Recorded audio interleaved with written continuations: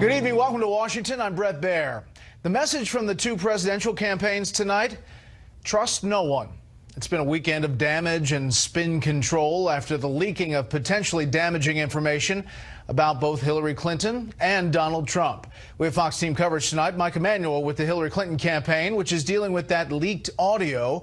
But we begin with senior national correspondent John Roberts outside Trump Tower tonight in New York on Donald Trump's tax returns. Good evening, John. Bret, good evening to you. Donald Trump spent much of the day preparing for next Sunday's debate in St. Louis, and campaign insiders say he will be ready for his next face-off with Hillary Clinton. One of the issues that he'll likely have to grapple with, though, new questions raised about the unauthorized release of his partial tax returns from the year 1995. The New York Times reports that in 1995, Donald Trump declared a loss of nearly $1 billion from the collapse of his casino empire, the Trump Shuttle, and ill-fated purchase of the Plaza Hotel. Without any proof he did, the Times went on to say Trump could have used that loss to avoid paying any taxes for 18 years.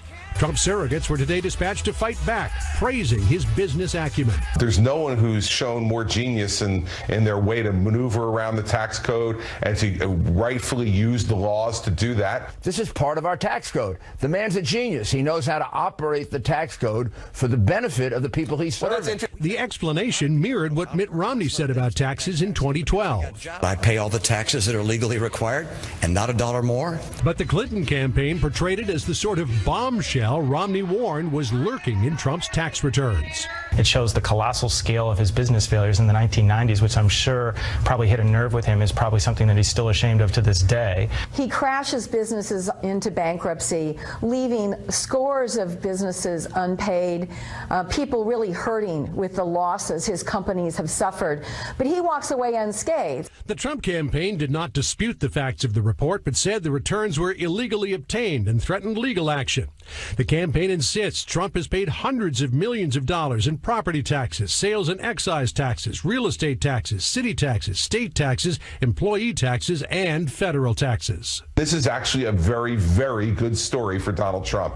The New York Times does not have any information in that story that says Mr. Trump did not pay taxes. All they did was quote the law, which says if you have that kind of loss, that you can use that kind of loss to offset income for 18 years. The release of the tax returns appeared to derail Trump's rally in Manheim, Pennsylvania last night. Trump went way off script, at one point mocking Clinton's September 11th fainting spell and threatening to bring up Bill Clinton's infidelities at the next debate, suggesting she may have been unfaithful to him. I don't even think she's loyal to Bill. You want to know the truth. And really, folks, really, why should she be, right? Plenty of Republicans, including Newt Gingrich, are warning Trump against talking about Bill Clinton's infidelities during the next debate, fearing that they could lose women voters en masse. On the income tax front, Democrats over the next week will no doubt ratchet up the pressure for Trump to release some more recent returns. Pressure Trump insists he is determined to resist. Bret? John Roberts outside Trump Tower. John, thank you. The Clinton team is trying to walk back, or at least massage, the nominee's private comments about Bernie Sanders supporters, who happen to be mainly a lot of young voters she's eagerly trying to court. Senior political correspondent Mike Emanuel is following that story tonight from Akron, Ohio. Good evening, Mike. Bret, good evening. Donald Trump tonight says Bernie Sanders should pull his endorsement of Hillary Clinton. Trump says Clinton deceived Sanders and then attacked him and his supporters.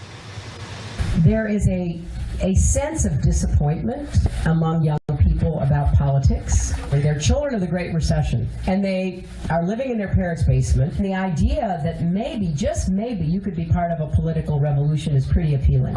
Today, Clinton's campaign manager was asked to explain the hacked audio from Clinton's conversation with donors back in February. She was talking about young people that she'd met who were frustrated that they graduated from college and went into an economy where they couldn't find the job they wanted. Her current opponent, Donald Trump, pounced, tweeting, "Crooked H is nasty to Sanders supporters behind closed doors.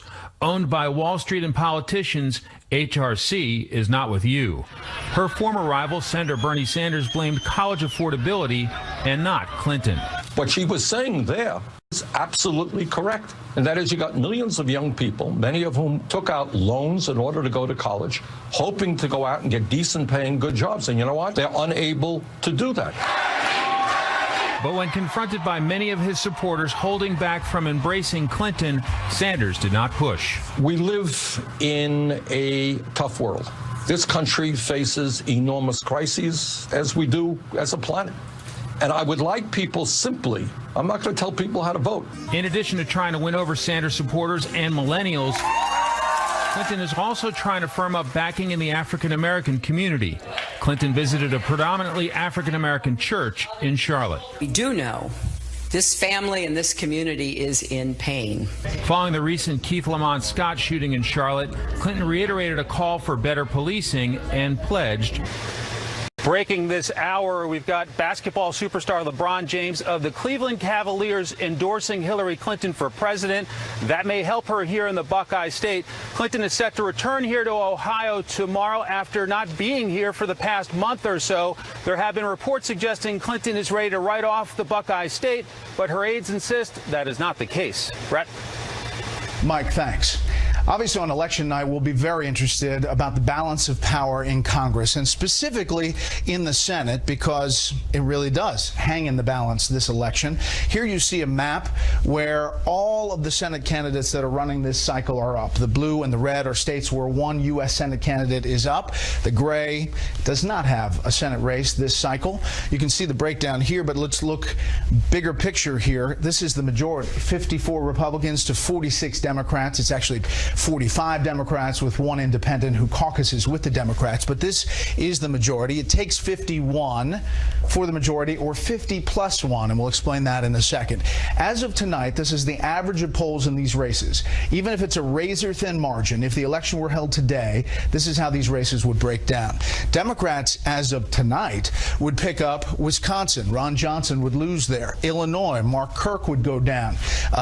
Evan Bayh in Indiana would pick up the Indiana Senate race, as well as Pennsylvania as of tonight. Pat Toomey, the incumbent, would lose there. And even in North Carolina, as of tonight, the average of polls has Richard Burr, the incumbent, going down. Now, for the Republican side, you have a pickup tonight in Nevada, and the rest are a hold. You have New Hampshire holding for Kelly Ayotte, Florida holding for Marco Rubio, and obviously John McCain, a big winner in Arizona. The rest of these states, as of tonight, stay exactly the same. Look at these numbers. 50-50, tie. So whoever wins the presidency then is the tiebreaker. If Hillary Clinton wins, Vice President Kaine becomes the tie-breaking vote, and Democrats take the majority of the U.S. Senate. If Donald Trump wins, Vice President Pence is the tiebreaker, and Republicans win. That is how much the U.S. Senate hangs in the balance and how close it is. Now, on the House side, it's a different picture. 247 to 188. Most polls will tell you that's very, very slim chance that Republicans lose the majority. They may lose some seats, according to the polls, but not many, and it's likely that House Speaker Paul Ryan will be the Speaker of the House November 9th. There are many interesting races across the country with interesting people. One of the most interesting House races is in California, where the son of a political icon is going up against a new face in the Republican Party, running an interesting race in California. Chief Correspondent Jonathan Hunt lays it all out for us from Salinas.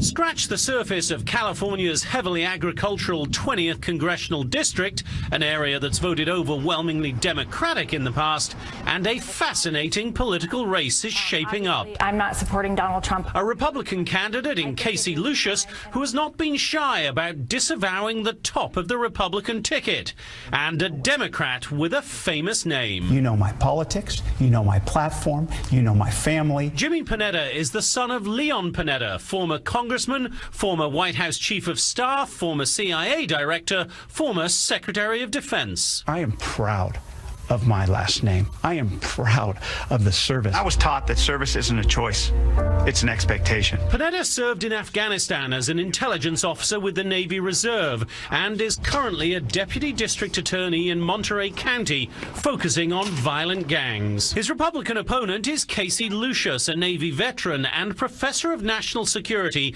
at the Naval Postgraduate School. She's well aware she faces an uphill battle in terms of name recognition. Obviously, Obviously, it's difficult, but it does speak to the establishment politics, which is exactly what people are tired of this year. You have said very publicly you will not be voting for Donald Trump, the top of your own ticket. Why not? We do rely on immigrant labor, and we need immigration reform. So his immigration policy would not work for the residents of my district. I disagree with his trade policies. I just disagree with his foreign policy.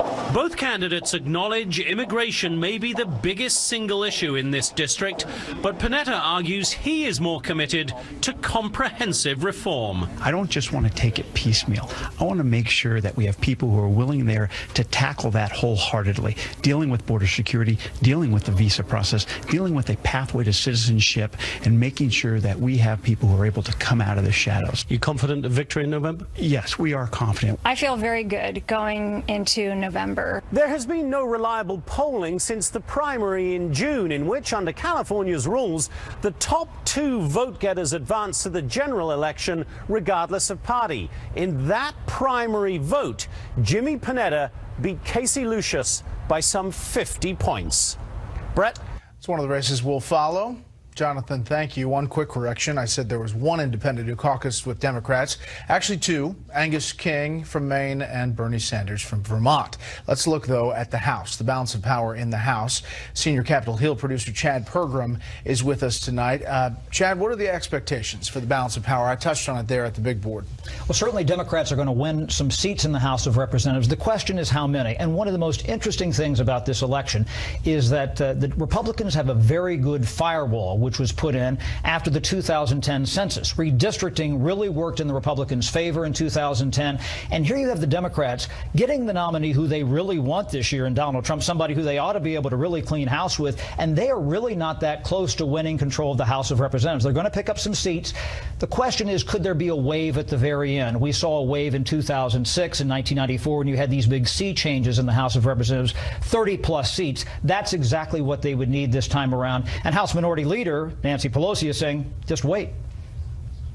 Nobody thought we were going to win at this point in 2006, and then it turned into a wave. It turned into a wave in 2010, much closer to the time. So it's like saying, do you see a wave? We're not even at the beach. Now, the Senate Majority Leader, Mitch McConnell, he knows that this is a jump ball going in here, and he said as much just a couple of days ago. We've got knockdown, drag out. It's sort of like a knife fight in a phone booth. New Hampshire, Pennsylvania, Ohio, Wisconsin, Illinois, Nevada, Indiana, Florida. We seem to have gotten some distance in Ohio, but, you know, everywhere else, it could go either way. The key here might be Republican incumbents who won in their primaries. That was not the case in 2010 and 2012. And so that's the kind of the firewall in the United States Senate this cycle for Republicans. They were able to get Marco Rubio, the senator who, of course, ran for president, to run. There was concern that he was going to not run. You know, he said he was done with politics. And that might be the key at the end of the day. You know, there's a lot more Republican seats on the field here compared to Democratic seats this cycle. And that's why Democrats are starting to get into some other races here in North Carolina and Missouri. And quickly on the Senate, if it pans out like I did at the big board, 50-50, and it is really the presidential race that breaks the tie, you also have the possibility that someone in the middle in either party could switch, like we saw with Jim Jeffords in Vermont. Right, Jim Jeffords. The balance of power. Absolutely. And going into the election, or right after the election in 2000, Trent Lott and Tom Daschle, who were the Republican and Democratic leaders that year, they forged an alliance, an agreement that came to pass in May of that year when Jim Jeffords switched parties. It started out with the Republicans in control. Jeffords switched parties, became an independent. He caucused with the Democrats, and that power-sharing agreement came into play, and Daschle was then the majority leader for about 6-7 months. It'll be fascinating. Very quickly, what's still left on the table for Congress that possibly factors in here? Right, a couple of things here. Merrick Garland, that was the big push by Democrats to try to move Merrick Garland through the Senate. That didn't work out. In fact, Democrats are going to try to make that a race for Chuck Grassley, who's up in a swing state in Iowa. He's the chairman of the Judiciary Committee, against Patty Judge. That has not been a factor whatsoever.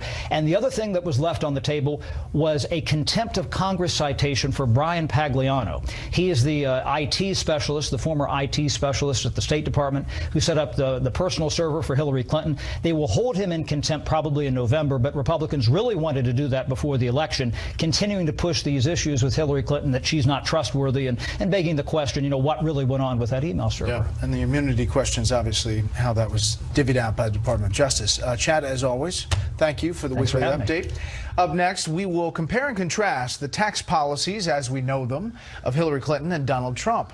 First, here's what some of our Fox affiliates around the country are covering tonight. WSVN in Miami, where more Zika-carrying mosquitoes have been captured in another Miami Beach neighborhood. The Florida Agriculture Department says it is the 6th time infected mosquitoes have been found in that region, but it's the first time in the last 2 weeks.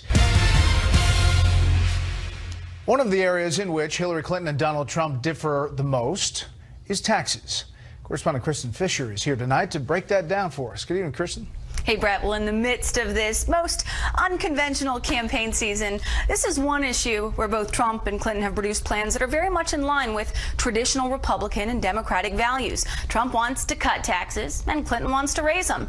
If you're in the top income bracket, Trump would cut your tax rate to 33%. That's down from its current level of 39.6%. And that is identical to the tax plan put forward by House Speaker Paul Ryan. But under Clinton's plan, if you make more than $1 million a year, you'd be subjected to a minimum 30% tax rate. And if you make more than $5 million a year, you'd also be hit with a 4% fair share surcharge that would effectively create a new top tax bracket of 43.6%, while Trump would cut the current 7 tax brackets down to 3, 12, 25, and 33%. That would help anyone earning less than about $195,000 a year. As for Clinton, she said flat out that she will not raise taxes on the middle class, and she defines that as anyone making less than $250,000 a year. Now, if you run a business, Clinton wouldn't touch the corporate tax rate, which is currently at 35%. But look at this. Trump would cut it to 15%. Listen to how Trump and Clinton tried to spin this part of his plan during the first debate. That's going to be a job creator like we haven't seen since Ronald Reagan. It's going to be a beautiful thing to watch. Companies will come, they will build, they will expand. It would be the most extreme version, the biggest tax cuts for the top % of the people in this country than we've ever had. I call it trumped up trickle down, because that's exactly what it would be. So what kind of an impact would these two tax plans really have on our economy? Well, experts say Clinton's plan would increase federal revenues by about $1.1 trillion over the next 10 years. As for Trump, his latest plan has yet to be scored, but he insists it would reduce the deficit by $2.6 trillion over the same time period. And Bret, these tax plans could very well be one of the hottest topics at this next debate. And we'll continue to do this compare and contrast on policies here Sunday. I like it. Kristen, thank you. Thank you. Let's get some insight now on the Trump tax controversy, the rest of the campaign news, and where this race stands tonight. Karl Rove is a Republican strategist, former senior advisor to President George W. Bush. He joins us from Austin, Texas. And Joe Trippi is a veteran Democratic strategist, has, of course, worked on several presidential campaigns. He's in Richmond, Virginia. Okay, guys, let's first put up the average of polls that we look at, the most recent polls.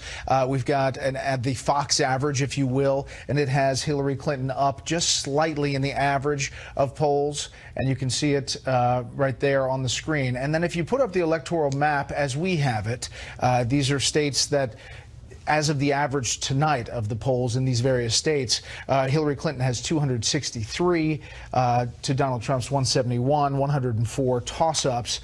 This is, as of tonight, it can shift, it can change. 270 is what you need to win the presidency. Karl, your thoughts on the state of the race right now? Well, it's been a bad week for Trump. He had a pretty good debate. The first 30 minutes, he did well. And then, since then, rather than talking about things that people care about, he's been focused on a former Miss Universe whose name came up in the debate. And for reasons that are beyond me, he's focused on her rather than the news that was available to him each and every day. Monday, the FBI came out and said 10.8% jump in murders over the last year. Tuesday, Director Comey is grilled over over by Congress over his failure on the Clinton investigation. Wednesday, they announced 600 more troops going to Iraq, no status of forces agreement. Thursday, the GAO comes out and slams the administration over funding of Obamacare. And rather than talking about these kind of things, or on Friday, the release of the Bernie Sanders comments by Hillary Clinton, rather than talking about these, Donald Trump has been talking, tweeting, and shouting about a former Miss Universe. It's just beyond me. Okay, Joe, how does the tax story play? It depends on how. I don't know what they're doing. I agree with Carl that he had all this momentum. Then he went into the debate. I thought was doing well at the beginning of it, and then just sort of unraveled, and he's been unraveling ever since. And even the handling of the tax stuff, they're not getting in front of anything. And it looked like at his rally where he started going after Hillary for the pneumonia stuff and that she wasn't loyal to Bill. I mean, he's not even addressing it. He's sort of, throwing things out that I think have to really worry a lot of the Republicans, particularly those running in these tight Senate races, having to defend this stuff. So right now it's all going against him at this moment. But let me ask you this, Joe. Do you think that you have a situation here where the Clinton team has to look at these numbers and say, this is not a guy that is running a traditional campaign. The numbers aren't moving a great deal, and this is still an anti-establishment, anti-elitist kind of atmosphere out there. Are they concerned that if they don't see the numbers move significantly in coming days, that they still have a fight on November 8th? Well, look, they're going to have a fight on November 8th, but I think the Clinton side of this is whenever the focus is on one of them, whoever has the focus doesn't do very well. It was that she wasn't doing very well in those weeks prior to the debate. Then all of a sudden the focus has gone back to Trump. They want to keep it there, and they want to just keep throwing out bait and hoping he keeps going for it. I think we're going to see that for the next 30 days. I do think, though, that they also believe that they can get their early voting started, that they can get their vote out, and that's what they're concentrating on. And the longer Trump sort of is reacting badly and sort of pushing off, I don't think they're that worried at all. He keeps bringing attention to him. They keep getting out their vote. That's sort of the plan right now, and I think it's working for them. In this environment, Carl, what is Mike Pence's mission come Tuesday for this debate? Put the focus back on change. The argument ought to be, are you in favor of change with Trump-Pence, or are you in favor of status quo with Clinton-Kaine? And this week, again, one of the most valuable, if not the most valuable asset a presidential candidate has at this point in the campaign is time. And we've chewed up here. We had 42 days, the morning after the convention, after the debates, between that day and the election day. And Donald Trump has used 4 or 5 or 6 of those days, depending on how you look at it, as being largely or only connected to Miss Universe. And he has got to push the change dynamic. And my suspicion is that on Tuesday night we're going to see 2 people on the stage whom both of them are going to come off well, but I think Pence is going to hit hard the dynamic of, do you like where the country's going? Are you in favor of the direction that it's headed? If not, come with us. If you are comfortable with the way things are, go with the status quo of Clinton-Kaine. Okay, I want you, both of you, to go back to the electoral map real quick and pick out one state that you think is important for either campaign, and we'll put up the average of polls in that state. Carl, you're first. Let's go with Florida. Okay, let's put up the RCP average of Florida polls there. It has Clinton up 44.7 to 43.5. This is critical because if Trump wins Florida, and I think he's got a good chance of winning it, then he can win the White House. If he loses Florida, in all likelihood, he's not going to win the contest, because Democrats have taken 18 states and the District of Columbia, and all 6 of the last presidential elections, all 6, 242 electoral votes in those states. If he wins Florida, then that kicks him. Then he's got a good start. If she wins Florida, she's at 271. If she wins those 6, those states that they've carried the last 6 times. So he got to win Florida. It could put him on the path to the White House. If not, very difficult to see a path that gets him. Okay, Joe, your state?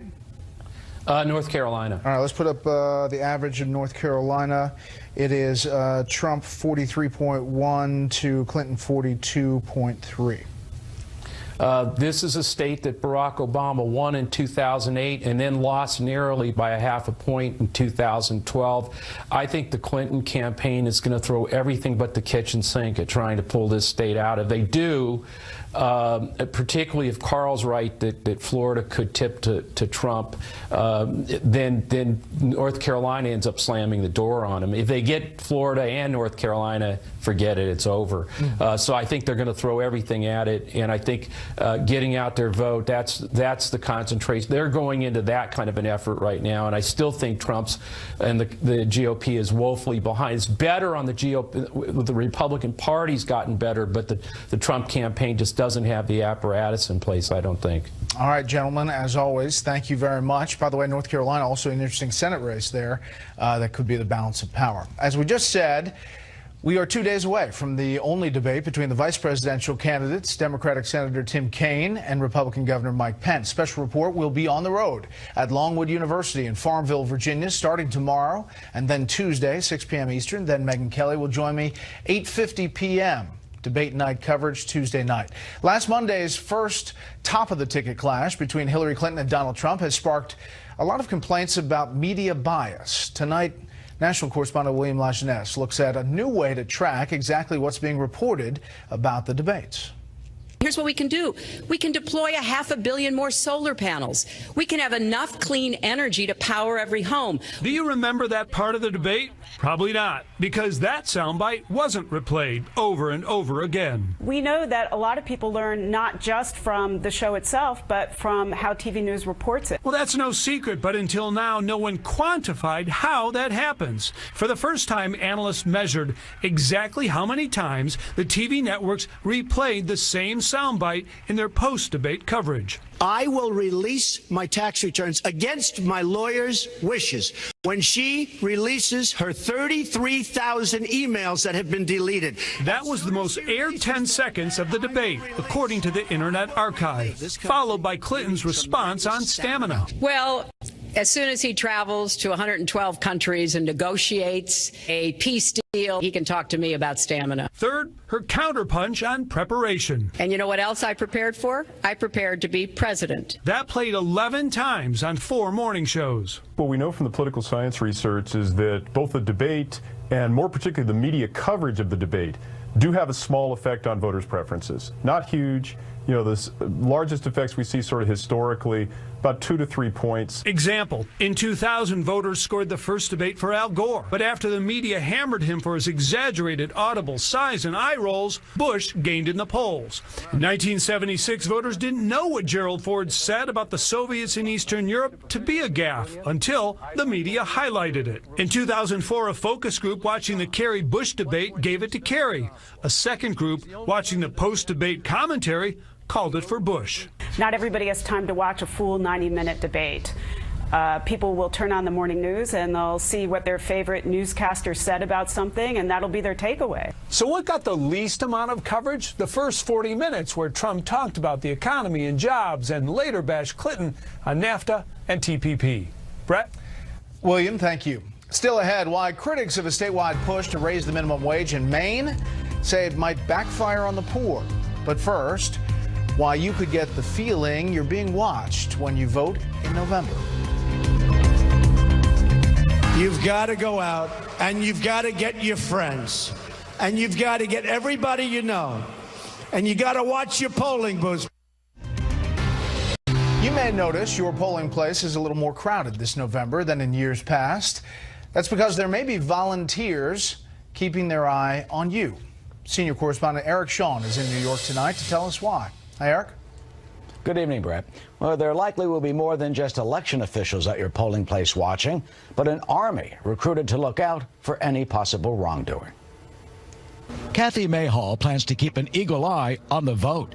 We're going to poll watch, or as they say, poll observe. The Ohio Donald Trump supporter has heeded the call from the Trump campaign to sign up as a poll watcher in Cleveland. The effort The latest move by political parties and other groups to deploy volunteers to monitor the election. You get to be inside the precinct election board, and you actually can, Pennsylvania, you can keep track of everyone that comes in to vote. I mean, you can ask the board how many every hour, how many Republicans, how many Democrats, how many independents, keep a running track of it.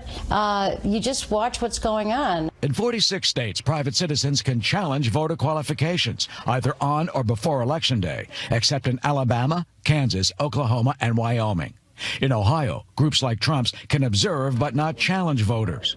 The poll-watching group that has gained the most attention has been the Houston-based True the Vote.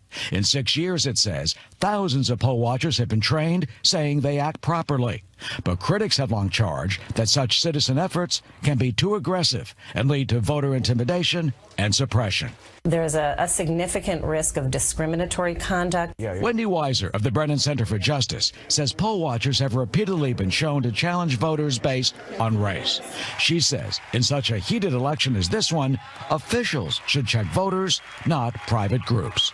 It is illegal for people to target voters on a discriminatory basis. It is illegal for people to behave in an intimidating way, and that includes directly confronting voters or using any threatening language or raising your voice. And it's illegal to disrupt the polling place or to otherwise try to purposefully interfere with eligible people participating. But Kathy says she will do the right thing.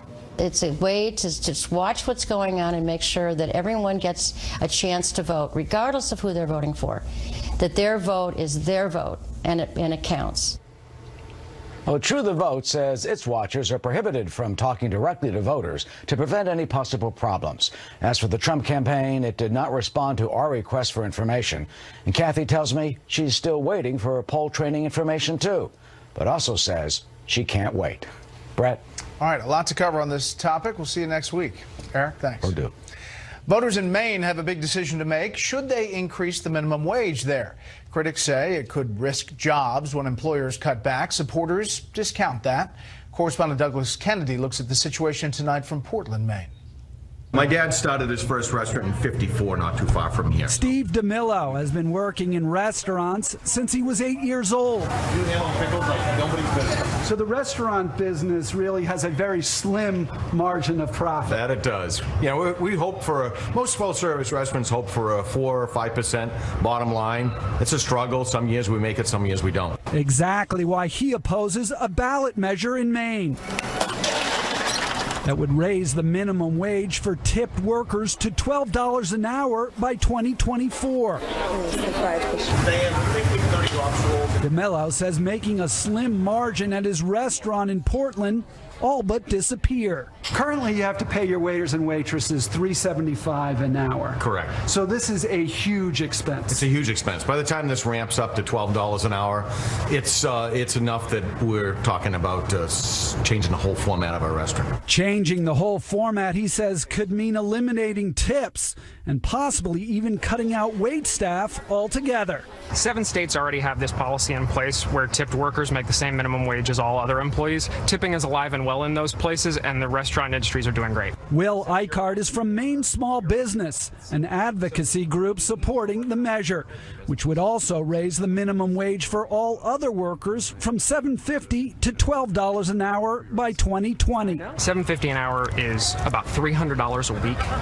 You can't live on that. Supporters of the ballot measure say when workers make more money, they will spend more money in Maine's stores and restaurants, boosting Maine's economy. But it's a prediction not everyone is buying. Charles Hughes is from the Cato Institute and has studied the effect of minimum wage increases on the economy. In the past, when the minimum wage has been increased, firms, in an attempt to absorb these higher labor costs, have held off on plans to expand. Some have had to close completely, and some have reduced the number of workers they're able to employ. It's an argument Ali Moncow has heard before. Working for $3.75 an hour is hard. Ali works as a waitress in Portland, and she says when tips disappear in the off-season, she can't pay her bills. As soon as summer dies off, you have fall and winter. How are you going to live off of $3.75 an hour? So there are some workers who say in the off-season their tips are non-existent or very low, and they simply can't get by on the current minimum wage. What do you say to them? I say the wait staff, probably in any restaurant in the state of Maine, is making well above minimum wage, and they take the good with the bad. He says having no job will be much worse, which is exactly what he says will happen if Maine passes the hike. In Portland, Douglas Kennedy, Fox News. Next up, the Trump tax headlines and the fallout, and Hillary Clinton's basement dweller comment about Bernie Sanders supporters. We'll talk about all of it and the rest of the campaign news when the panel joins me after a quick break.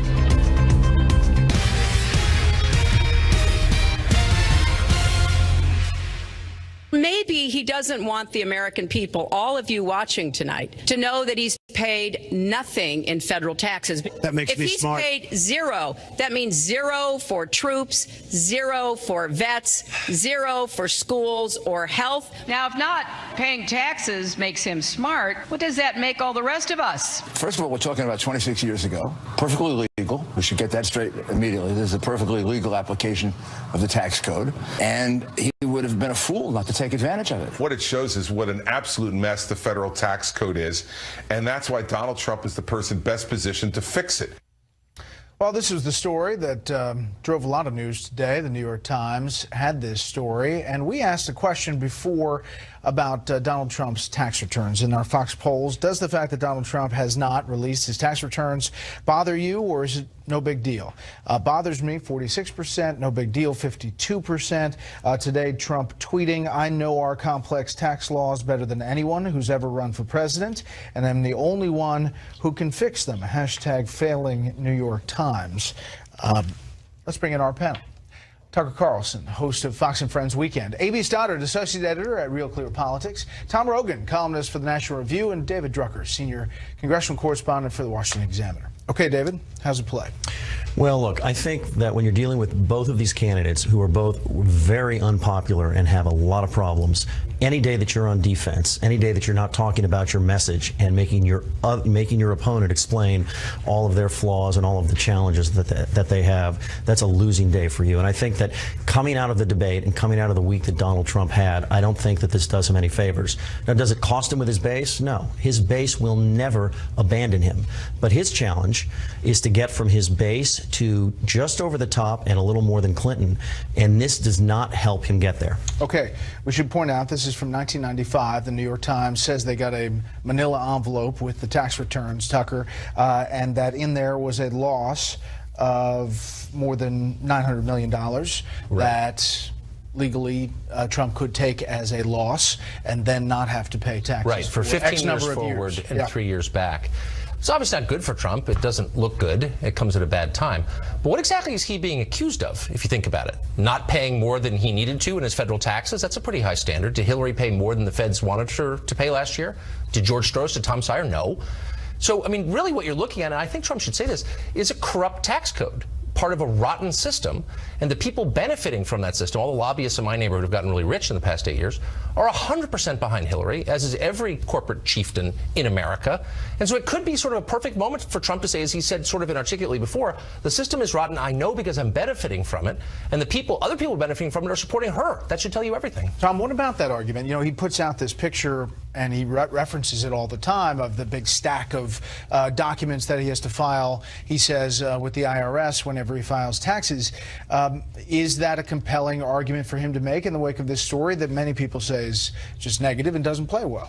I think David is right in the sense that he doesn't have to worry about his base. They're on his side. We're near the end here. The people who would have qualms about Trump would have had those qualms a while ago and are not coming back. But to Tucker's point, look, the morality here, the issue of the equities of tax policy and what the Democrats would call the equality movement, his opportunity, prospectively, is to do, I think, to say what Tucker says in the sense of say, look, this is the system. This is why this organization is paying this rate to near zero. This is why this organization is paying substantially higher, because they don't have access to those various loopholes. The tax code is something that every American really, well, 90% of Americans will have experience of, and not good experience. So it's articulatable in a way that in these closing 4 weeks gives him, or 5 weeks, gives him that opportunity. AB. Well, I don't know if this is going to end up being sort of a boon or an opportunity for Trump, but I think it is a wash. I think it doesn't matter. If you're still with Trump, you're with Trump. The voters who are going to swing this election are Republicans who are terrified of Trump's temperament. That is the defining issue. Those voters are likely going to stay home and not support Hillary, in which case Trump can win. If they get over their loathing of Hillary and vote for her, she wins. Those are the people that say, wow, he made fun of someone collapsing in the street when she didn't feel well. That's not the temperament that I'm looking for. Wow, he says, watch a sex tape on tweet at 3 in the morning about a Miss Universe. That's not really the temperament I'm looking for in president. It's not about the taxes. It's really not. It's not about the fact that he has some racists in his crowd. It is always about whether or not he can keep it together as commander-in-chief. By the way, before we leave the tax issue, Forbes reported back in 2014 that the New York Times paid no taxes and went into all the reasons why. There are many companies who don't, under the law, as Tucker says. GE was tagged with not paying. Okay, Tucker, let's turn to this next part. And this is the Clinton audio from a Clinton fundraiser talking about Bernie Sanders supporters and what they were kind of promised. I am occupying from the center left to the center right, and I don't have much company there. There is a sense of disappointment among young people about politics. They're children of the Great Recession, and they are living in their parents' basement. The idea that maybe, just maybe, you could be part of a political revolution is pretty appealing. And basically she goes on to say that they were sold a bill of goods that wasn't practical. There's been a lot of debate about who the real Hillary is, and I think we can be certain that when she speaks to donors, she's as real as she ever is. So I think this is what she really thinks. But do you think she's center left to center right? No, I think she probably is temperamentally. I know she has contempt for the left. I know she has contempt for the right, and that's part of her problem. I mean, a key part of governing is having empathy for the people over whom you rule, and she clearly has contempt for the losers in the globalization deal that we've had, both on the left and the right. Does this do anything for her turnout with they're very concerned about millennials in the Clinton? Well, and they ought to be. There's one group, if you think your average rural white guy dislikes Hillary, only marginally more than your average Starbucks barista in Mendocino County with a face piercing. I mean, they just don't either, neither group likes Hillary at all. And in this latter category, it's a big problem for her. Have you seen a lot of face piercings with your baristas? No, I'm just kidding. How about just the millennial question? Look, I think the headline was actually worse than the rhetoric. If you listen to what she said and the full remarks of what she said, there's actually nothing wrong there. She has a lot of empathy for the problems that millennials have faced. As usual with Hillary Clinton, she was a little inartful in how she put it, but I don't think this causes her any lasting damage. She has a lot more problems than this. If this is her worst day between now and Election Day, they are going to be very, very happy in Brooklyn. But it would be helpful for them if they didn't have to deal with headlines like this. The key for her, and this is why the debates are key, is giving the full Democratic base a reason to show up, because Hillary Clinton has more voters available to her than Donald Trump does. The question is, do they care enough to show up? Two polls really quickly. 5 is about the four-way vote among independents. This has Trump, Tom, at 41%, Clinton at 29%, and there you see the third-party candidates, 21 and 3. And then number 7, the biggest motivation for voting for president, this kind of fits what AB was saying, fear other candidate wins, 57%, enthusiasm for the candidate, 39%. Right. I think this election, again, is about the mastery of discontent, in the sense of saying discontent towards the opposite, come to me, that you might not like me, but ultimately you have to be drawn to me because you detest the other candidate. And it's going to be that mobilization towards Election Day. And I think, we see this audio, we see the potential October surprises coming. The Russians are still lurking around, as they always do with elections, especially this election. There is a lot more to come. And again, it will be about that mastery of, to borrow a White House term, the narrative and this campaign sentiment, because there is so much discontent across the board that becomes a weapon. 10 seconds, AB. Another shoe drops. Oh, I think there's many shoes to drop. It will be raining shoes between now and November 8th. Yeah. The Kremlin. Imelda Marcos. Look out. Final thoughts when we come back.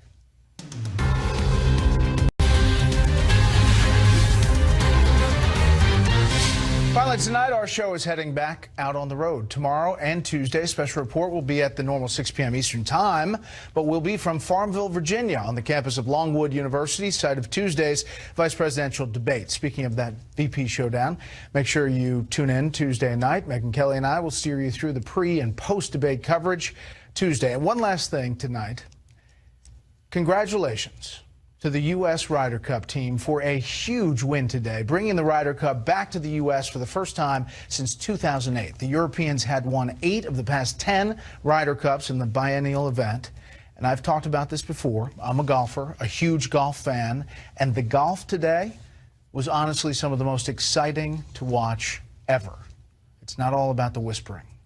So thanks to both teams for that, and congratulations, Davis Love, getting doused by champagne right there. Thanks for inviting us into your home tonight. That is it for this special report on Sunday. Fair, balanced, and still unafraid. Justice with Judge Janine is up next, and we'll be back tomorrow, 6 p.m. Eastern Time.